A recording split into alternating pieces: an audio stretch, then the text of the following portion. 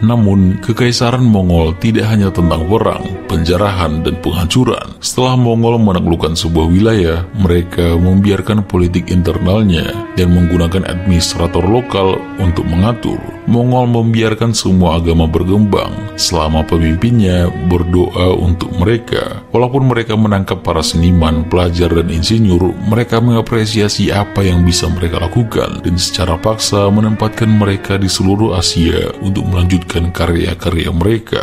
Salah satu utusan dari Mongol ke Persia yang saat itu dikenal sebagai Kekaisaran Khwarezmian untuk memberikan kesepakatan perdagangan tertuduh sebagai mata-mata dan dieksekusi. Ofensif seperti itu tidak bisa dibiarkan tanpa adanya jawaban. Bangsa Mongol kemudian mengkonfrontasi pasukan Muslim Persia. Dengan 200.000 pasukan, Genghis Khan maju melawan kota besar di Persia. Kekaisaran Khwarezmian memiliki tentara yang terlatih dan kemampuan yang menakjubkan dalam pertempuran. Namun itu tidak cukup melawan pasukan Mongol yang bertarung seperti hewan buas yang lapar. Kota besar Samarkand dan Bukhara ditaklukkan dan dihancurkan oleh bangsa Mongol. Kehancurannya sangat besar, sampai hewan-hewan pun tidak diampuni. Jutaan orang menghembuskan nyawanya selama invasi besar-besaran Mongol di Persia.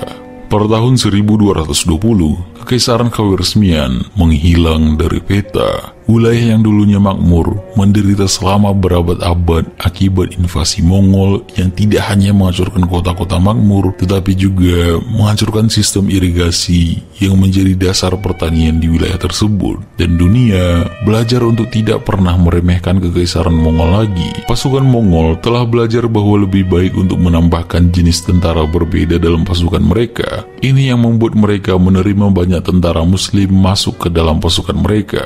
Dan ini juga yang terjadi sebelumnya dengan bangsa Cina. Mereka memiliki banyak etnis dan budaya hidup bersama di dalam kem-kem mereka. Para Mongol juga ternyata toleran dengan agama-agama lain. Mereka adalah pengikut Shamanis yang percaya dengan roh nenek moyang. Namun mereka tidak merasa harus perlu untuk memaksakan agama mereka ke orang lain. Jadi kita bisa melihat Muslim, Kristen, Buddha berjalan-jalan di dalam kerajaan Mongol. Bangsa Mongol membangkitkan kembali perdagangan lintas Eurasia di Silk Road atau jalur sutera yang sudah bertahan selama lebih dari 1000 tahun, namun akhir-akhir ini terlihat berhenti. Mereka menghargai perdagangan karena bisa diberikan pajak dengan memberikan keamanan sebagai gantinya, yang nantinya terkenal dengan nama Pax Mongolica atau kedamaian Mongol. Produk yang paling bernilai dalam kekaisaran adalah brokat emas yang dibuat dari sutera dari Cina, emas dari Tibet, dan pengrajin dari Baghdad. Brokat emas digunakan untuk menghiasi pakaian penguasa Mongol, menutupi kuda-kuda mereka, dan melapisi tenda-tenda mereka. Mongol sangat menghargai teknisi bubuk misi udara Cina. Dengan sebagian besar Eurasia secara politik bersatu, perdagangan berkembang pesat di sepanjang jalur sutera, didukung oleh sistem yang luas dari kurir kuda dan pos relay. Perdagangan yang kuat juga berlanjut di laut, terutama dalam porselen biru putih yang menggabungkan keramik putih dari Cina Mongol dengan pewarna biru dari Iran Mongol. Sangat penting bagi Kekaisaran Mongol untuk mengontrol sumber kekayaan itu. Dengan ini, bangsa Mongol kemudian berjalan ke Eropa, di mana mereka mulai untuk menaklukkan wilayah di Rusia dan Ukraina. Sepertinya tidak ada yang bisa menghentikan pergerakan dari Mongol dalam penyerangan. Mereka kemudian membagi pasukan mereka dan menyerang beberapa target sekaligus untuk menghindari musuh bersatu.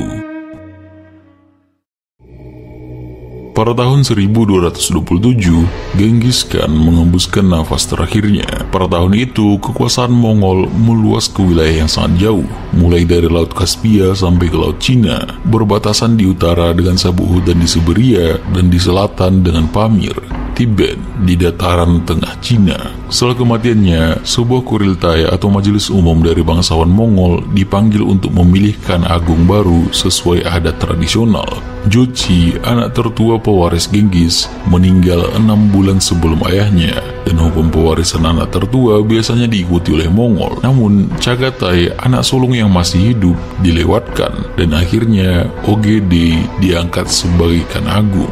OGD, penerus dari Genghis Khan, melanjutkan ekspansi kekaisaran Mongol. Sesuai yang diekspektasikan dari keturunan Genghis Khan, OGD terbukti sebagai pemimpin yang kuat. Di bawah kepemimpinannya, Mongol berhasil menyelesaikan penaklukan dari Cina Selatan di dinasti besar Song yang sudah berlangsung selama 40 tahun, dan dia bahkan berhasil mendominasi total Korea.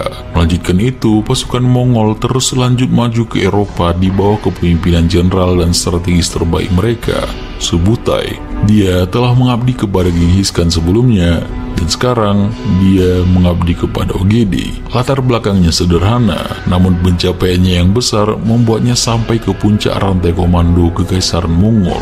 Dengan beberapa jenderal lain, Subutai dan pasukannya pergi menyerang Rusia di tengah salju. Dikarenakan ketahanan tinggi pasukan mereka, mereka berhasil bertarung melawan pasukan kuat Rusia dan berhasil mengambil alih kota agung Kiev pada tahun 1240. Polandia, Hungaria, dan Romania adalah kerajaan selanjutnya.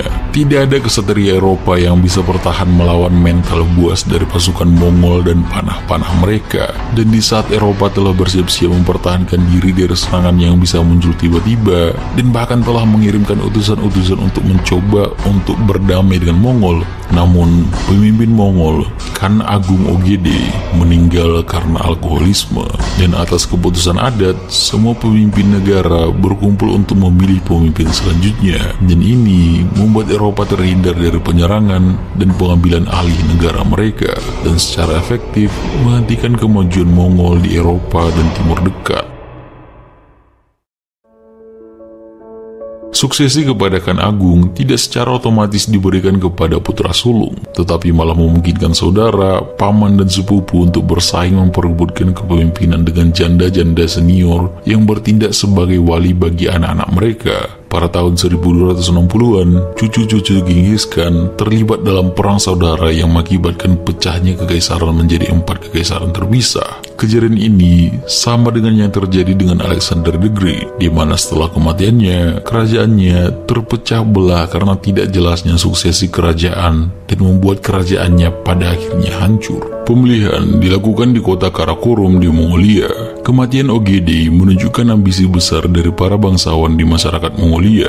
Dalam beberapa tahun setelahnya, terjadi pertarungan terus-terusan dari para pemimpin yang berusaha untuk mendapatkan nama Great Khan, dan ini memberikan konflik besar di kerajaan Mongol. Dan disinilah tanda pertama dari ketidakstabilan yang terjadi di dalam kerajaan. Kekaisaran dibagi menjadi 4 bagian besar Khanat pada tahun 1271. Dinasti Yuan yang didirikan oleh Kublai Khan dan memimpin teritori Cina dan Korea yang dikenang sebagai zaman keemasan ilmu pengetahuan dan budaya. Chagatai, anak kedua dari Genghis Khan, mendirikan kerajaannya di utara Afghanistan yang nantinya dinamai Khanat Chagatai, yang nantinya melahirkan pemimpin besar seperti Timur dan keturunannya Babur yang mendirikan kekaisaran Mughal di India.